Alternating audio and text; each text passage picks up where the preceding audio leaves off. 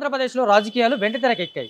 మామూలుగా ఎన్నికలు సమీపిస్తున్నప్పుడు ఆయా పార్టీలు బహిరంగ సభలు పెట్టడం, ప్రజల్ని సమీకరించుకోవడం, ప్రజలకి తాము ఏం చేస్తారు, గెలిచే వాళ్ళు ఏం చేస్తారు, ఆల్రెడీ అధికారంలో ఉన్న వాళ్ళు మళ్ళీ అధికారంలోకి రావడం కోసం ప్రజల్ని ఎలా ఆకట్టుకుంటారు, ఇలాంటి అంశాలన్నిటితో ప్రజల్లోకి వెళ్ళడం అనేది కామన్‌గా చూస్తూ ఉంటాం. బట్ ఫస్ట్ టైం, ఒక రకంగా ఫస్ట్ టైం అనే చెప్పాలి.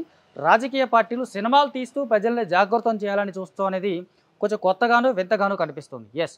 కొన్నాళ్ళ క్రితం సినిమాల్లో కొన్ని అక్కడక్కడ సన్నివేశాలు, చిన్న చిన్న పొలిటికల్ డైలాగ్స్ ఉండడం అనేది కామన్‌గా చూసాం. ముఖ్యంగా బాలకృష్ణ, బోయపాటి కాంబినేషన్‌లో వచ్చినటువంటి సినిమాలో పొలిటికల్ డైలాగ్స్ కొన్ని ఉండేవి. అవి అప్పుడు అధికారంలో ఉన్నటువంటి జగన్ అధికారంలో ఉన్నప్పుడు గానీ, ప్రతిపక్షంలో ఉన్నప్పుడు గానీ అతనికి డైరెక్ట్‌గా తగిలేలాగానే ఆ డైలాగ్స్ కొన్ని ఉన్నాయి. అలాగే జగన్‌కి అనుకూలంగా ఉన్న వాళ్ళు సినిమాలు తీసినప్పుడు కూడా కొంత దానికి సంబంధించినటువంటి సెటైర్స్ కొన్ని పడ్డాయి.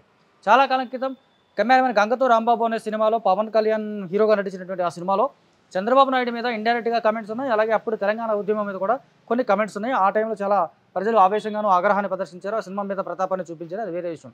బట్ ఇప్పుడు 2024కి వచ్చేసరికి ఆంధ్రప్రదేశ్‌లో ఎలక్షన్స్ మరో 2, 3 నెలల్లో ఉన్న సందర్భంలో అటు వైసీపీ పార్టీ కానీ, ఇటు తెలుగుదేశం పార్టీ కానీ సినిమాలు తీస్తూ ప్రజల్ని జాగృతం చేయడం, సినిమాలు తీస్తూ అవతల పక్షం వారి యొక్క మైనస్‌లు ఎత్తి చూపడం అనేటువంటి ఒక కొత్త సంప్రదాయానికి, అది కూడా పూర్తి స్థాయిలో కొత్త సంప్రదాయానికి తెరతీశాయి. అలాగని నిజంగా పూర్తిగా కొత్తదేం కాదు.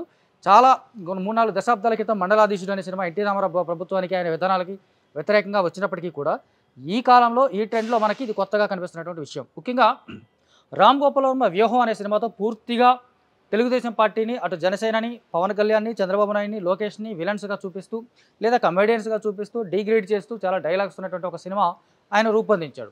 'వ్యూహం' అనే ఆ సినిమా ట్రైలర్ చూసిన తర్వాత చాలా వరకు పాత్రలు కూడా ఈ ఒరిజినల్ క్యారెక్టర్స్ దగ్గరగా ఉన్నటువంటి గెటప్స్, ఆహార్యం, సంభాషణలు, ఈవెన్ వాయిస్ కూడా అలాగే మిమిక్రీ ఆర్టిస్ట్‌తో చేపించినటువంటి సందర్భంలో ఆ సినిమాకి ప్రస్తుతం రిలీజ్ కాకుండా కోర్టులో ఉంది. సెన్సార్ కూడా దానికి సెన్సార్ సర్టిఫికేట్ కూడా నిరాకరిస్తే ఆయన కోర్టుకు వెళ్ళాడు. కోర్టు కూడా ప్రస్తుతానికి ఆ సినిమాకి రిలీజ్ ఇవ్వకుండా ప్రస్తుతం హోల్డ్‌లో ఉంచినటువంటి సందర్భం చూస్తాను. నిజంగా ఒక సినిమా పరంగా చూసుకున్నా, రాజకీయంగా చూసుకున్నా, ఒక వ్యంగ్యాన్ని దాటినట్టుగా 'వ్యూహం' ట్రైలర్ చూసినప్పుడు కనిపించింది. అది సినిమాలో ఖచ్చితంగా రాజకీయాల్లో ప్రభావితం చూపించేలాగానే కొంతవరకు ఉందని విశ్లేషించిన వారు ఉన్నారు, విశ్లేషిస్తున్న వాళ్ళు కూడా ఉన్నారు. ఇక నెక్స్ట్ 'యాత్ర 2' ఇది జగన్ గతంలో చేసినటువంటి పాదయాత్రకి సంబంధించినటువంటి కంటెంట్‌గా రీసెంట్‌గా వచ్చినటువంటి ట్రైలర్ చూస్తే మనకు అర్థమైంది. జగన్ అంతకుముందు 2018లో అధికారం రావడానికి ముందు 'యాత్ర' అనే సినిమాతో రాజశేఖర రెడ్డి పాదయాత్రని హైలైట్ చేసి చూపిస్తూ ఆయన పడ్డ కష్టాలని, ఆయన ప్రజల కోసం ఇచ్చినటువంటి హామీలని వాటిని చూపించి మరోసారి జనాల్ని, ఆంధ్రప్రదేశ్ జనాల్ని ఎమోషనల్‌గా ఆ సినిమా కనెక్ట్ అయింది. ఆ కనెక్షన్ ఇండైరెక్ట్‌గా జగన్ విజయానికి కొంత దోహదం చేసిందనేది కాదనలేని సత్యం.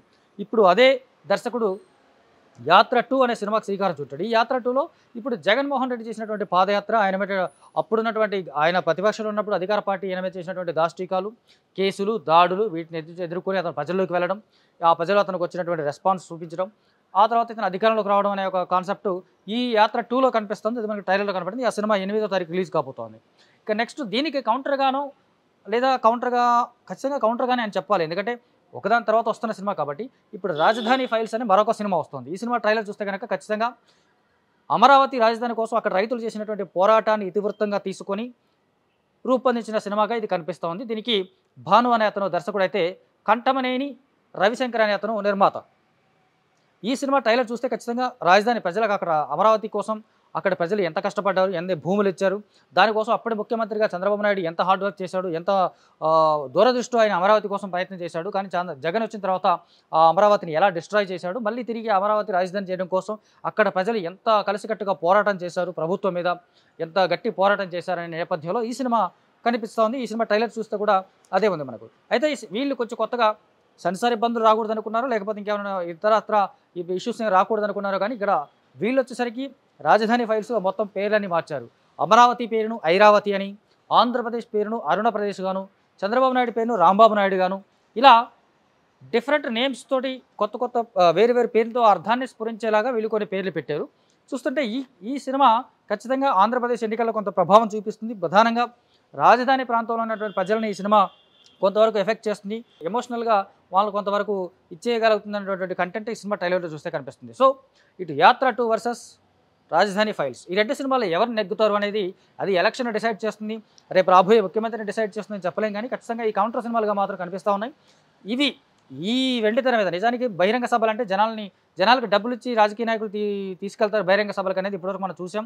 చాలామంది రకరకాలుగా మన వార్తల్లో చూసినప్పుడు మేము డబ్బులు ఇస్తేనే వెళ్ళామని జనాలు చెప్పడం కూడా చాలా ఏళ్ళుగా చూస్తున్నదే. అయితే ఈ రాజకీయపరమైనటువంటి ఈ సినిమాలు చూడడానికి జనం డబ్బులిచ్చి మరీ వస్తారా అనేది ఇక్కడ ఒక పెద్ద ప్రశ్న. ఎందుకంటే సినిమా చూడాలంటే థియేటర్ రావాలి, థియేటర్ రావాలంటే టికెట్ డబ్బులు కొనాలి.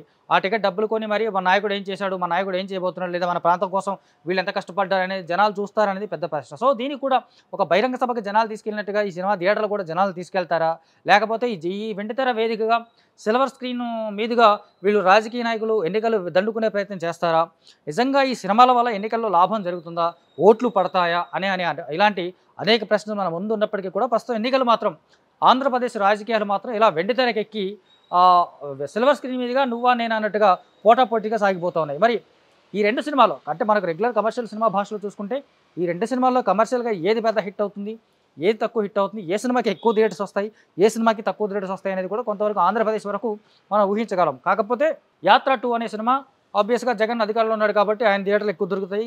అటు తెలంగాణలో పెద్దగా పట్టించుకునే వాళ్ళు ఉంటారు. ఇటు రాజధాని ఫైల్స్ కూడా తెలంగాణకు సంబంధం లేని సినిమా కాబట్టి నైజాం ఏరియాలో ఆ రెండు సినిమాలకు సంబంధించి కమర్షియల్గా వచ్చేటువంటి పెద్ద ఉపయోగం ఉండదు. కాకపోతే ఈ రెండు సినిమాల మేకర్స్ని గమనిస్తే కనుక, ఆ రెండు సినిమాల థీమ్ని గమనిస్తే కనుక వీళ్ళు కమర్షియల్ విజయం కంటే కూడా ఆ సినిమాలు ఆయా పార్టీలకు ఎంతవరకు ఉపయోగపడతాయి, ఆయా పార్టీలకు సంబంధించినటువంటి ఓటర్లను ఎంతవరకు ప్రభావితం చేయగలుగుతాయి అనే కోణంలోనే వీళ్ళు సినిమాలు రూపొందించినట్టుగా తెలుస్తుంది కాబట్టి, అర్థమవుతుంది కాబట్టి ఖచ్చితంగా ఈ రెండు సినిమాల కమర్షియల్ లెక్కలు వీళ్ళు బేరీజ్ వేసుకోరు. ఆ సినిమాలు చూసిన తర్వాత బయటకు వచ్చినటువంటి జనాల యొక్క ఎమోషన్ని, జనాల యొక్క పబ్లిక్ టాక్ని, ప్రజల యొక్క ఒపీనియన్ని తెలుసుకొని దాన్ని ఎలక్షన్లో ముందుంచే అవకాశం ఉంది. దాన్ని అంటే ఈ ప్రజలు ఇలాగ మాట్లాడుకుంటున్నారు, మా సినిమా చూసిన తర్వాత ప్రజలు ఇలాగ ఫీల్ అయ్యారు, ఇదే కోరుకుంటున్నారు జనం కూడా, ఈ ఆంధ్రప్రదేశ్ జనం కూడా ఇదే కోరుకుంటున్నారు అని చెప్పేసి ఒక ఓటర్ని ఎమోషనల్గా బ్లాక్మెయిల్ అనలేం కానీ కొంచెం ఎమోషనల్గా వాళ్ళని ఉద్రేకపరిచే అవకాశాలు మాత్రం ఖచ్చితంగా ఉంటాయి. అయితే రాజధాని ఫైల్స్కి సంబంధించినటువంటి కొన్ని డైలాగులు మాత్రం సినిమాగా చూస్తే ఆలోచనాత్మకంగా ఉన్నాయి.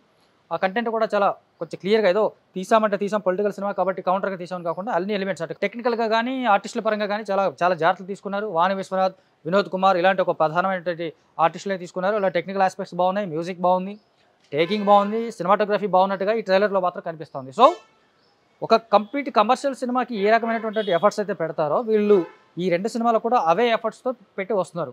మరి ఎఫర్ట్స్ ఎలక్షన్స్లో ఎలాంటి రిజల్ట్స్ ఇస్తాయనేది చూద్దాం.